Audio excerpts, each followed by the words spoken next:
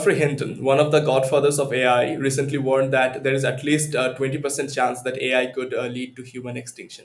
And most people interpret that through the lens of superintelligence and a rogue, or let's say rogue systems. But there is actually another quieter and a more dangerous kind of problem, which is social atrophy. If we increasingly outsource not just our labor, but our creativity, emotional bonds, our decision making skills to AI, we risk eroding the muscles that makes us human, right? So, in your view, how serious is that threat?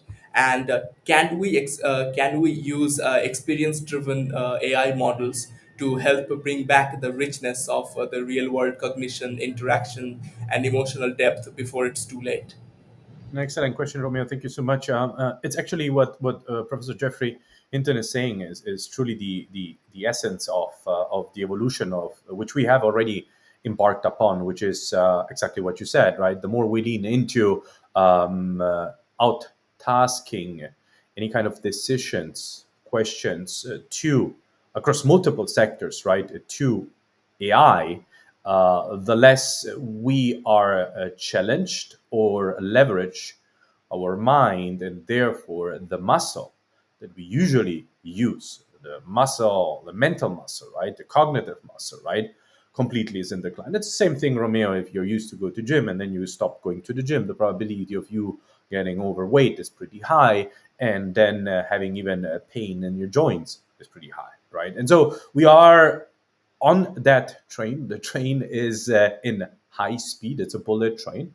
I would almost say that the train is not stoppable. All right. So the question is, in what direction are we guiding us? So this is, even though this video is in 2025, but this is now already in full speed, right? So yes, humanity is has decided to democratize intelligence. 1800 and 1900 was with the industrialization, we have democratized kind of labor, meaning the effort, force, right? So the manual work, right? And then the market shifted towards many more professionals in the as are known as white collars, right? And now we are democratizing intelligence, right? And what is it that truly remains for human being? And I'm almost want to pause here because the one or the other listener here might have an opinion. I say, well, the human being, we are the creative minds, are we? Last time I checked, not all of us can sing. Not all of us can write a poem. Not all of us can write a beautiful image. Not all of us can build a shelf. So creativity has actually always been a talent that was rarely given or allocated or unlocked by humans, right? And creativity, yes, in the essence is within us, because since the caveman we have been actually through images be able to convey what we want to actually share with others, right? But it is a challenge, right? So yes, the cognitive decline is real. Yes, AI is the core reason that leads to not only social isolation but actually social atrophy, the lack of and the capability of interacting with others. And the reason is pretty simple, right, Romeo? So soon we will be having the comfort that we have already today on hiding behind the screen,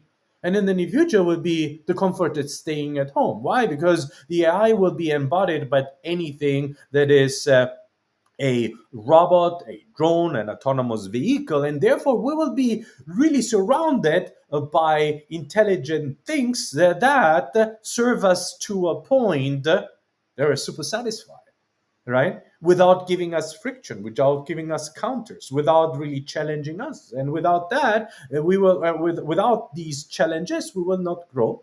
And therefore, we will be deciding to stay more and more isolated, because when I meet a human being, they might have a different opinion. And when I meet a human being, I would have challenges, and that I might eventually be confronted, right? So and the importance of human being realizing that is fundamental, right? And this is not, this comes from a person that, just a regular Silicon Valley guy, right?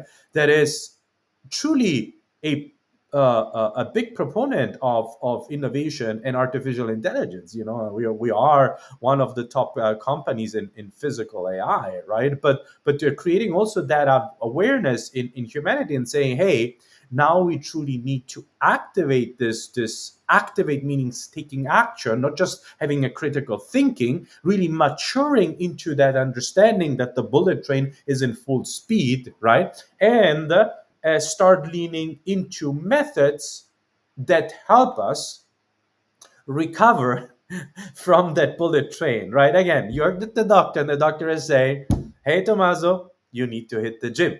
Why? Because you're 46 and your values don't look good, right? So you say, well, but it's an effort. Yes, it's an effort. But if you want to do something for your health, and in the near future will be for our mind, right? So really a rehab for the mind, for human being to stay human. What did he say? For human being to stay human, right? And there are three elements, right, of that truly help us in a multisensorial way. Why multisensorial, Tommaso? Because through multisensorial experience, we feel, right? And once we start feeling, we activate something that is within our soul, our heart, our emotion, our spirit, right? Depending on what belief sets you have, or eventually all of that, right? When you say, I got goosebumps, when do we get goosebumps from it? When you are at a concert. Now, what is a concert? When do you get goosebumps? When you are in a cooking class, when you listen to music, when you're seeing something that you really love, when you smell something, right? Or when the wind comes and it reminds. So experience is always determined by a location that we totally underestimate how much actually an environment is impacting our feeling, right? So last time I looked at I was watching a beautiful sundown that did something with me, right? That created the anchoring experience. The last time I was at a volleyball game, right, and in the sun with friends, it did something to me. So the location is tremendous. A concert, right, a cooking class, a drive down Highway 1, right, or a stop at Highway 1, right, at Pacifica Heights, or so things that basically impact that you are always related with location. Why? Because the location has a soul. Location has something that is emanating, right, and connecting you as human being. We are one with our planet Earth, right? And so when you are, instead of you being inside, remember what I said before, Romeo, right, that you hide in the inside, we go outside. Once we start going again more and more outside, besides the fact, the sun and vitamin D helps you, right? It helps you to truly connect, right, in a very alleviated way, right? So, but then the question is, why would you do it, right? And maybe you have even fears in the near future to be outside because you're going to be confronted with things that you don't feel being confronted with, or you're no longer used with. Well, but that sounds like an apocalypse. Well, it's not an apocalypse, right? But I think that the tendency is pretty much going in this direction. So we need to build against it, right? As a human being. So one is going outside and then purposefully being outside. With whom? With others, not alone, right? So instead of now doing, the hiding behind the screen, we need to do things more and more with other people, which is becoming, even today, it's a challenge, right? It is a challenge to meet like-minded people. It's a challenge to meet in groups. It's a challenge to have fun with others, right? So we need to have kind of a guidance, a support. What if we get a guidance of a support that help us meaningfully be outside? And the definition of meaningfully is that you purposefully interact with others that you actually enjoy interacting with, right? But interacting in what matter, Tommaso? Interacting in a matter, right? Where you at a location with people that you have some form of likeness or matchmaking, right? Are unlocking or augmenting, empowering what is within you creatively, right? That is the essence that we need as human being.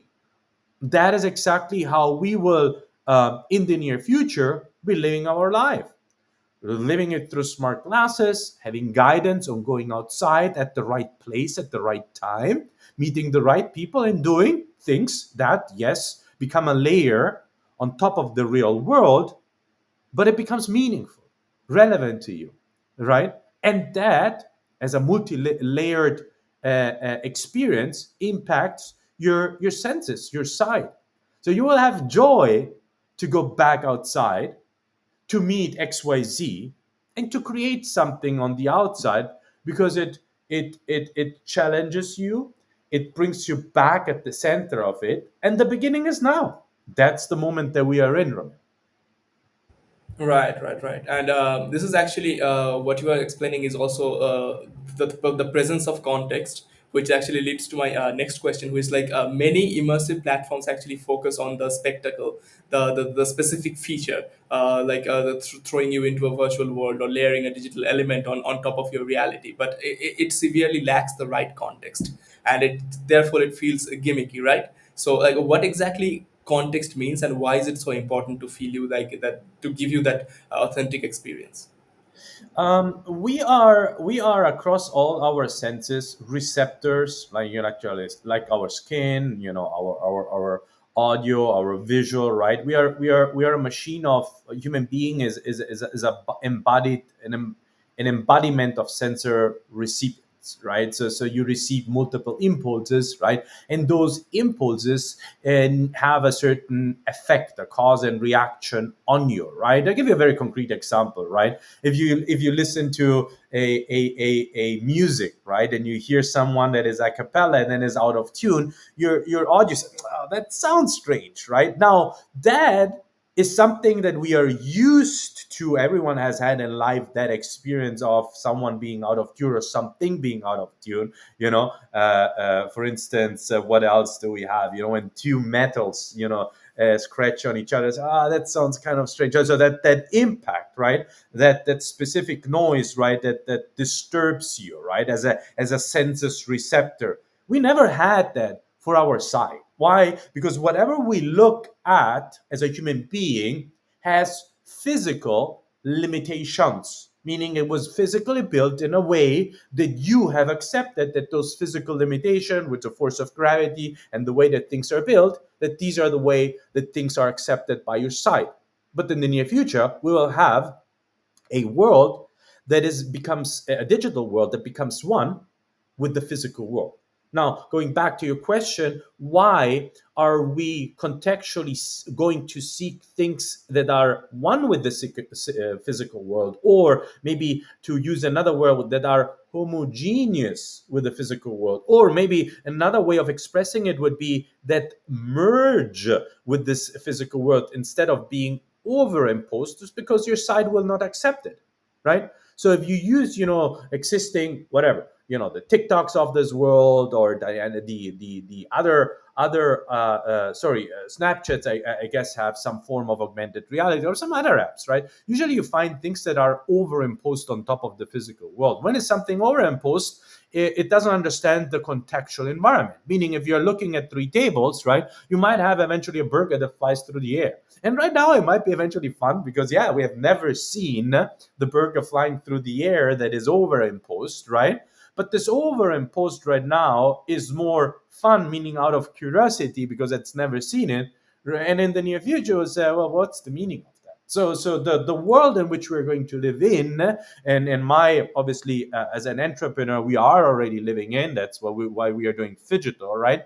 It's becoming is building technology that empowers the digital world to truly understand the physical limitation, the depth of it, right, and even also the utility of the actual objects that we see, and create interaction with the digital world, with the physical world in a digital way, right? So I'll give you one example, right? If you're looking at five tables and three tables are busy, right? You could have a semantical understanding, meaning an understanding that the tables are busy, right? But you could, in theory, build a bridge in with building blocks from one table to the next table, right? Why would you do that? Well, because it's playful. We're human beings. We love being. It's not a game. It's playful. It's fun, right? These are mini activities, are mini mechanics, right? That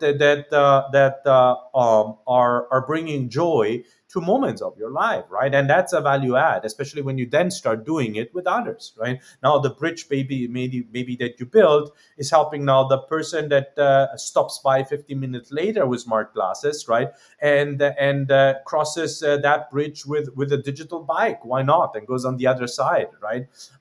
Yeah. So that's basically the reason why contextual homogeneous experience are fundamentally important, because human bodies are accepting only the digital in the physical world when the digital and physical becomes one and not overimposed. Right, right, right. And all of these are made possible by the large models that we are working on, large world model, which evolves into large experience models, right? So audience members who haven't watched our previous video or covering the large models, you should definitely go back and watch it on our YouTube channel, and then come back, and it might make more sense for you then. Uh, yeah, as always, Tommaso, thanks. This has been tremendously educational, and super excited to see where Fury and Phygital is going. Yeah, see you in the very world. Bye bye. It's doing the very well. Right, thanks.